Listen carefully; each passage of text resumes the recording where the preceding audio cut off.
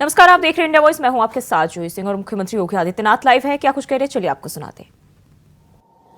और अब ई weighing machine को भी लागू करके जहां इस फील्ड में व्यापक रिफॉर्म किए गए, कहने के लिए लोग कहते होंगे कि रिफॉर्म तो केवल डिजिटल उसमें ही हो सकता है, लेकिन प्रधानमंत्री जी की जो मंशा रही है कि रिफॉर्म जीवन के हर एक क्षेत्र में हो सकता है, और खाद्य और रसद विभाग ने उस रिफॉर्म के माध्यम से जो परिवर्तन करके दिखाया है, आज मैं कह सकता हूं कि लगभग सभी 80,000 राशन कोटे की दुकान में इस रिफॉर्म का लाभ 15 करोड़ लोगों को प्रदेश के अंदर प्राप्त हुआ। भूखमरी की समस्या का समाधान हुआ।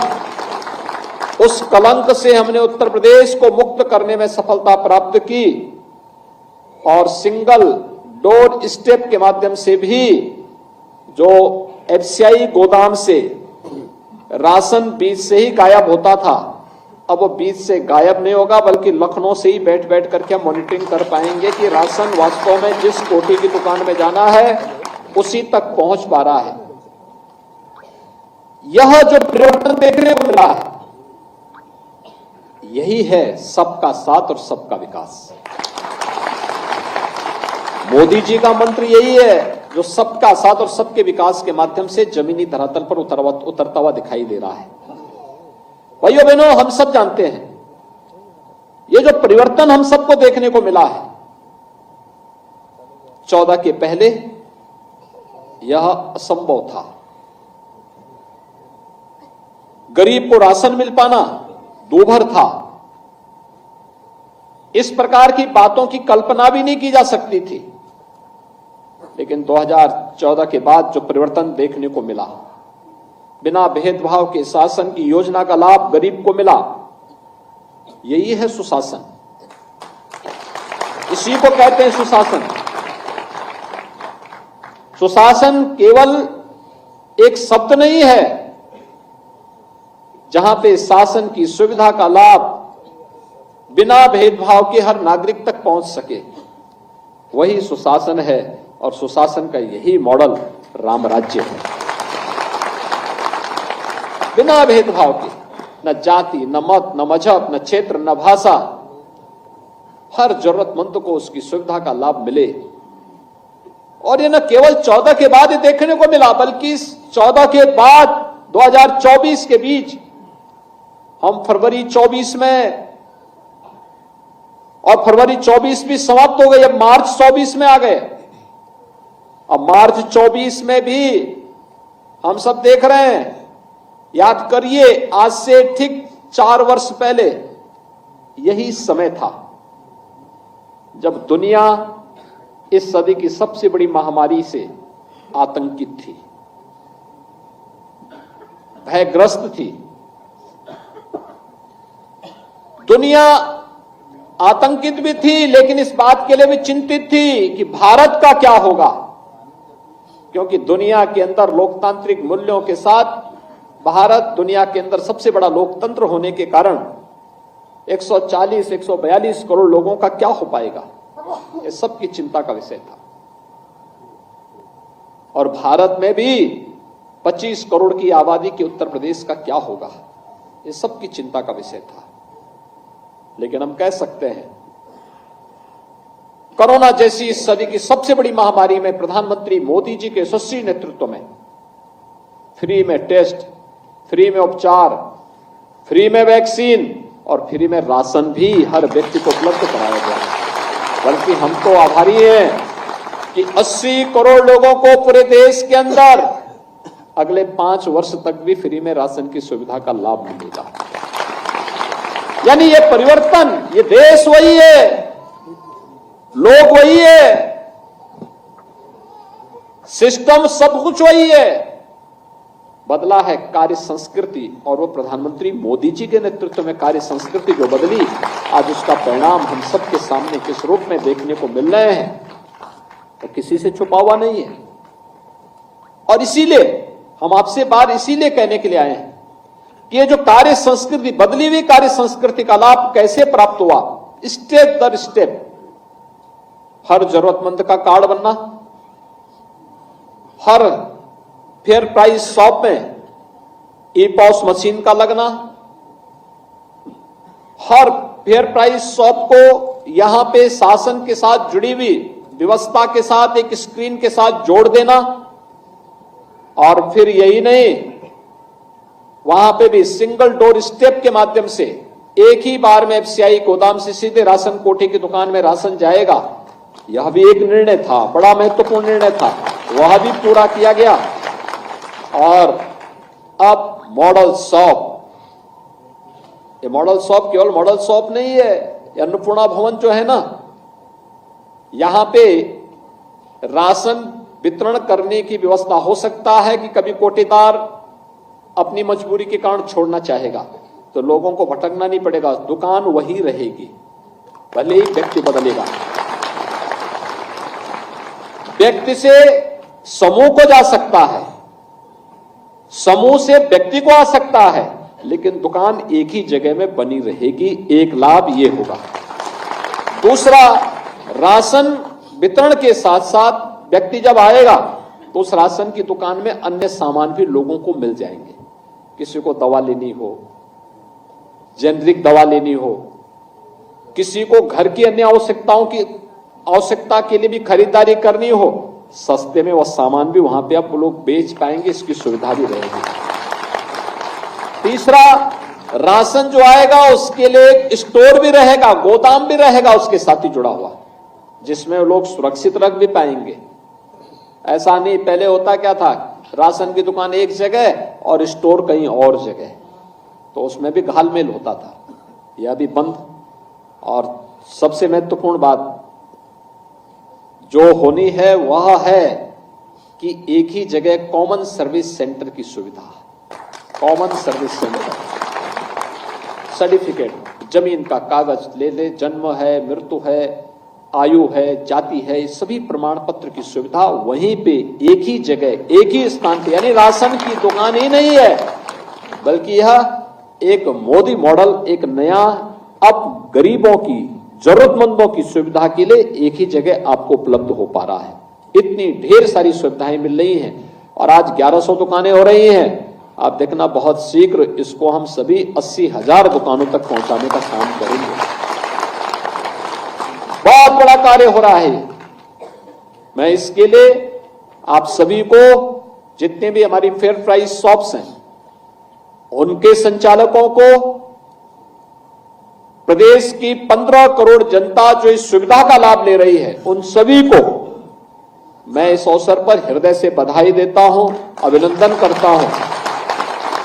और इस बात के लिए प्रधानमंत्री मोदी जी का आभार व्यक्त करता हूं कि उन्होंने कोरोना कालखंड के दौरान और उसके उपरांत 5 वर्ष के लिए हर जरूरतमंद को प्रधानमंत्री अन्न योजना के साथ जोड़ करके उन्हें फ्री में राशन की सुविधा का लाभ उपलब्ध कराने का जो संकल्प लिया था वह अक्षरशः आगे बढ़ रहा है। अभी मैं देख रहा था कितने क्वालिटी के बैग हैं, सबको राशन की सुविधा मिल रही है, तो बहुत अच्छे ढंग से आप उसका उपयोग कर सकते हैं। राशन का एक बार लिया, उस बैग को सुरक्षित रखा, अगली बार गए उसी बैग को लेकर के आइए, आपको फिर से वह सुविधा वहां उपलब्ध हो जाएगी। यानी ये सुविधा पहली बार हो रही है। जब सरकार संवेदनशील होती है तो सरकार आपको सुरक्षा भी देती है, और सरकार आपकी समृद्धि का द्वार भी खोलती है, और सरकार आपको गरीब कल्याणकारी योजनाओं का लाभ भी आपको उपलब्ध करवाने का कार्य करती है। और यही तो हुआ है, डबल इंजन की सरकार इसीलिए डबल स्पीड से काम कर पा रही है, क्योंकि यहां पे एक ही लक्ष्य है सबका, और वह है विकास भी होना है, सुरक्षा भी देनी है, समृद्धि भी लानी है, और गरीब कल्याण के कार्य को भी बिना भेदभाव के करना है। इतना बड़ा कार्य एक साथ हो रहा है। ग्राम्य विकास विभाग ने मनरेगा योजना के अंतर्गत, पहले मनरेगा का मतलब क्या होता था, 17 के पहले यूपी में पहले एक तालाब खुदता था और अगली बार काम नहीं तो कहते थे कि भाई अब ये काम करो, इस तालाब को पार डालो, फिर अगली बार उस तालाब को फिर खोदो, तो पूरा पैसा तालाब को खोदने, पाटने और फिर खोदने में ही लग जाता था। अब देखिए काम हो गया तो अन्य कार्य के अलावा अब क्या काम होना है भाई, अब गांव में एक मॉडल अन्नपूर्णा भवन बनाओ। अन्नपूर्णा भवन का मतलब मॉडल फेयर प्राइस शॉप, एक साथ सभी प्रकार की सुविधा वहां मिल गई। सभी प्रकार की सुविधा गांव में, लोगों को रोजगार भी और अन्य प्रकार की। आप देखिए ना, राशन कार्ड की दुकान में एक व्यक्ति राशन बेचने में और सामान बेचने में लग गया, एक वहां पे कॉमन सर्विस सेंटर में काम करने को एक व्यक्ति को वहां जिम्मेदारी मिलेगी। अन्य लोग तमाम प्रकार के अन्य कार्यों के साथ वहां जुड़ सकते हैं। बहुत अच्छी सुविधा वहां के माध्यम से प्राप्त हो सकती है। और यह कार्य आज एक साथ यहां पे ग्राम्य विकास विभाग और खाद्य एवं रसद विभाग मिलकर के आगे बढ़ाने का कार्य कर रहा है। मैं इसके लिए दोनों विभागों को हृदय से धन्यवाद देता हूं। और जो प्रधानमंत्री मोदी जी के विजन को जमीनी धरातल पर उतारने का काम हो रहा है, यह विजन के लिए जिसका लाभ हमारे प्रदेश के 25 करोड़ लोग लेने जा रहे हैं, इन सबको मैं इसके लिए हृदय से बधाई देता हूं, अपनी शुभकामनाएं देता हूं। सरकार कुछ और भी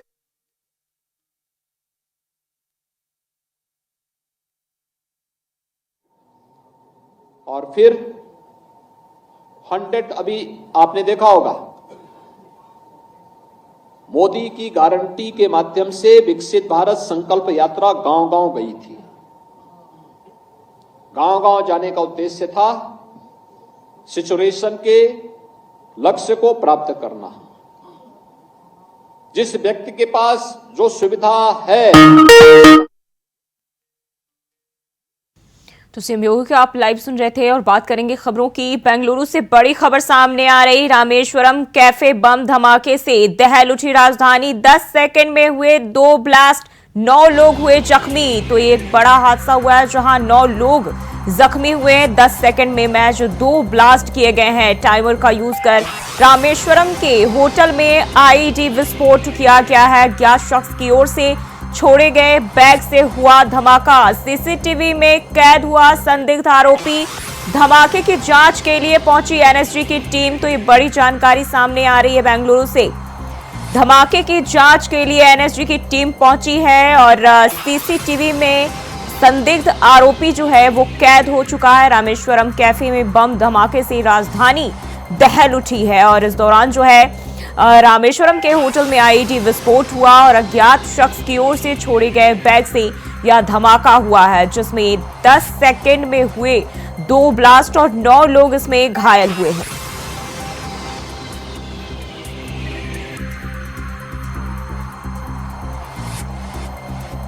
तो बेंगलुरु से ये जानकारी सामने आ रही। रामेश्वरम कैफे बम धमाके से राजधानी दहल उठी। महज 10 सेकंड में 2 ब्लास्ट हुए और 9 लोग जो है इसमें घायल हुए हैं। और दिल्ली से एक और बड़ी खबर सामने आ रही है। गौतम गंभीर का राजनीति छोड़ने का ऐलान। बीजेपी सांसद गौतम गंभीर ने ऐलान किया है, एक्स पर पोस्ट करके ऐलान किया है। उन्होंने कहा, मैंने जेपी नड्डा से अनुरोध किया, दायित्व से मुक्त कराने का अनुरोध किया है। गौतम गंभीर की ओर से ये जो ऐलान है वो किया गया है। क्रिकेट पर करना चाहता हूं फोकस, सेवा का मौका देने के लिए धन्यवाद। तो क्रिकेट पर फोकस करना चाहता हूं, उन्होंने अपना बयान दिया है और साफ तौर पर कहा है कि क्रिकेट पर फोकस करना चाहता हूं। राजनीति से संन्यास लेने की खबर जो है उनके सामने आ रही है। तो दिल्ली से जानकारी सामने आ रही। गौतम गंभीर का राजनीति छोड़ने का ऐलान देखने को मिल रहा है और बीजेपी सांसद गौतम गंभीर ने अपने एक्स पर पोस्ट करके जानकारी साझा की है।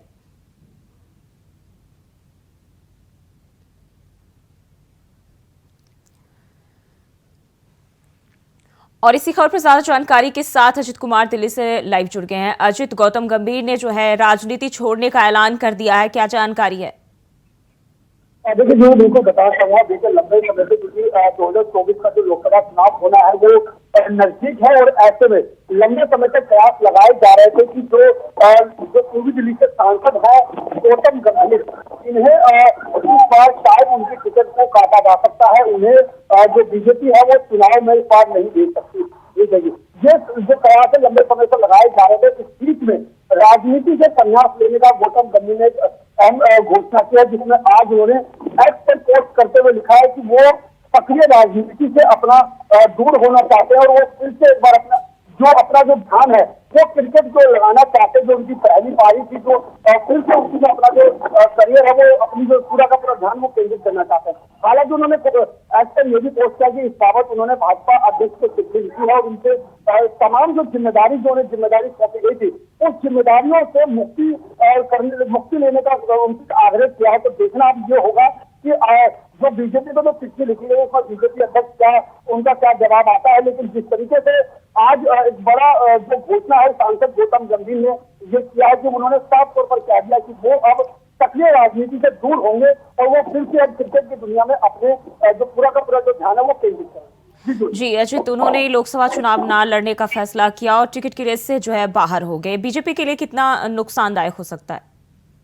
देखिए, जो सबसे बड़ी चीज जैसा कि मैंने कहा लंबे समय से ये प्रयास लगाए जा रहे थे कि इस बार संभावना है कि गौतम गंभीर को जो टिकट है वो लोकसभा की ना मिल सके। तो ऐसे अगर ये जो बात अगर उसमें कहीं ना कहीं अगर कुछ हद तक सच्चाई है तो निश्चित तौर पर कहा जा सकता है कि भाजपा पहले से ही वहां पर अपने किसी न किसी विकल्प को तलाशने की कवायद में जुटी हुई थी। तो ऐसे में ये साफ तौर पर कह पाना कि भाजपा को कितना इसका फायदा होगा कितना नुकसान, ये शायद जल्दबाजी होगी। लेकिन ये साफ तौर पर कहा जा सकता है कि जिस तरीके से बीते 10 सालों में भाजपा ने तमाम उपलब्धियों को लेकर के केंद्र में अपनी जो मोदी सरकार ने जगह बनाई है, कहीं ना कहीं उसका जो फायदा है वो आने वाले चुनाव में जरूर देखने को मिलेगा। इससे जो गौतम गंभीर अगर वो राजनीति से दूर होते हैं तो मुझे नहीं लगता कि राजनीति में या फिर उस लोकसभा क्षेत्र में उतना कोई खासा फर्क पड़ने वाला। जी अजित, बहुत बहुत शुक्रिया आपका जानकारी साझा करने के लिए।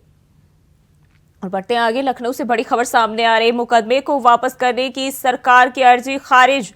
बीजेपी नेता अशोक कटारिया समेत आरोपियों पर केस और एमपी एमएलए स्पेशल कोर्ट ने खारिज की सरकार की अर्जी। तो लखनऊ से ये बड़ी जानकारी सामने आ रही है।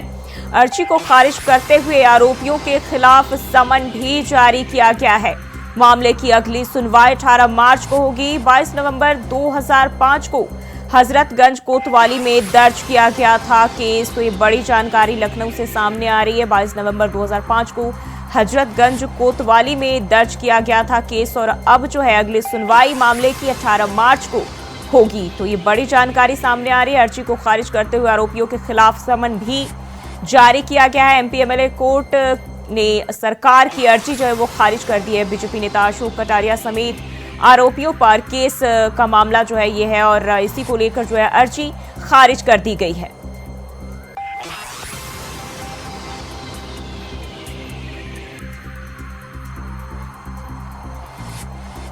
लखनऊ से जानकारी सामने आ रही है और मुकदमे को वापस करने की सरकार की अर्जी खारिज कर दी गई है। बीजेपी नेता अशोक कटारिया समेत आरोपियों पर केस दर्ज का मामला है और एमपी एमएलए स्पेशल कोर्ट ने यह अर्जी खारिज की है।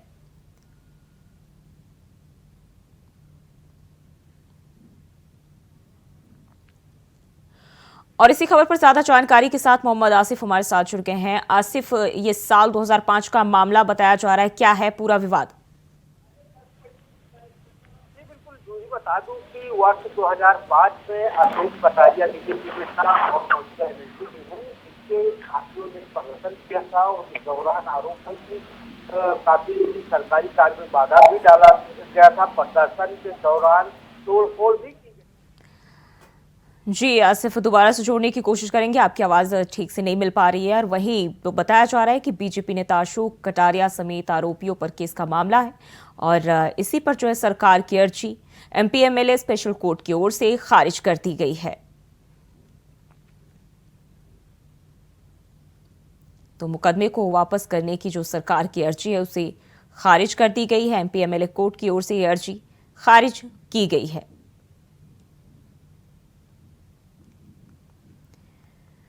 तो लखनऊ से जानकारी सामने आ रही है, मुकदमे को वापस करने की सरकार की अर्जी जो है वो खारिज कर दी गई है और बीजेपी नेता अशोक कटारिया समेत आरोपियों पर केस का मामला है। और आसिफ हमारे साथ दोबारा से जुड़ गए। आसिफ, बात पूरी करें, क्या है पूरा मामला? बता दूं कि वर्ष 2005 में अशोक कटारिया समेत उनके समर्थकों ने हजरतगंज कोतवाली क्षेत्र में प्रदर्शन किया था। इस दौरान तोड़फोड़ भी हुई थी। मामले में हजरतगंज कोतवाली में अशोक कटारिया समेत 1.5 दर्जन से अधिक लोगों पर मुकदमा दर्ज किया गया था।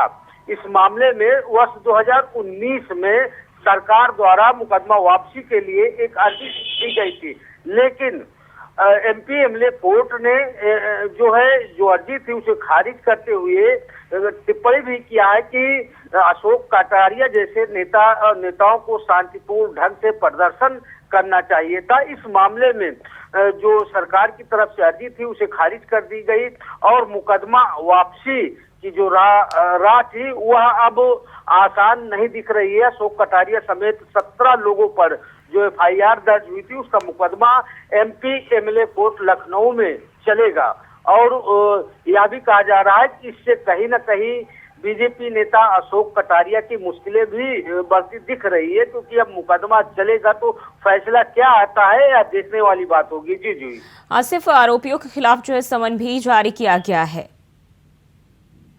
जी बिल्कुल, बता दूं कि एमपी एमएलए कोर्ट लखनऊ ने जब मुकदमा वापसी का जो अर्जी थी उसे खारिज करते हुए समन भी जारी कर दिया गया और इसमें कहा जा रहा है कि जो भी करीब 17 आरोपी इसमें बनाए गए हैं, जिसमें मुख्य रूप से अशोक कटारिया बीजेपी नेता और एमएलसी हैं, और सभी आरोपियों को समन कोर्ट की तरफ से जारी कर चुकी है और यह भी पता चला है कि अब सभी आरोपियों के खिलाफ मुकदमे की सुनवाई चलेगी, ट्रायल चलेगा। बहुत बहुत शुक्रिया आपका जानकारी साझा करने के लिए। और झारखंड के दुमका से बड़ी खबर सामने आ रही है। स्पेन की महिला से गैंगरेप की खबर। 8 से 10 लोगों पर गैंगरेप करने का आरोप लगाया गया है। तो स्पेन की महिला से गैंगरेप की खबर सामने आ रही। झारखंड के दुमका से बड़ी खबर सामने आ रही। 8 से 10 लोगों पर गैंगरेप का आरोप लगाया गया है। आरोपियों की तलाश में जुटी पुलिस। दुमका के हंसडीहा इलाके का मामला बताया जा रहा है।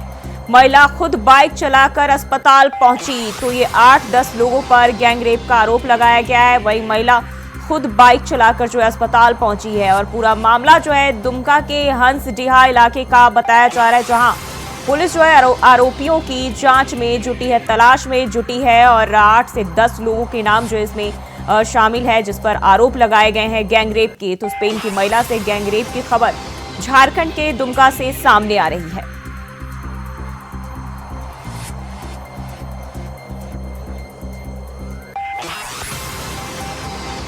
तो स्पेन की महिला से गैंगरेप का मामला है, जहां 8 से 10 लोगों पर आरोप लगाए गए हैं गैंगरेप का। और झारखंड के दुमका से यह खबर सामने आई है और आरोपियों की तलाश में जो है पुलिस जुटी हुई है। दुमका के हंसडीहा इलाके का मामला बताया जा रहा है।